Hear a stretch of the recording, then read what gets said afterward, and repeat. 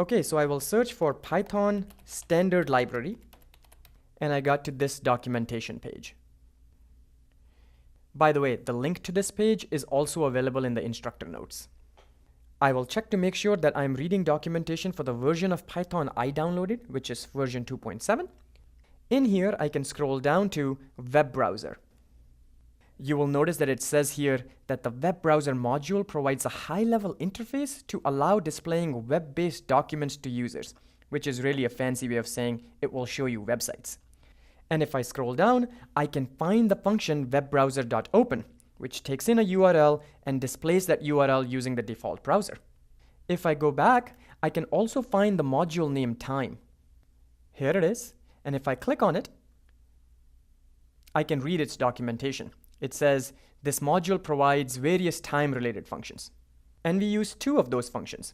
If you scroll down, you'll find time.ctime, which gives the current time of the computer, and time.sleep, which suspends execution for a given number of seconds.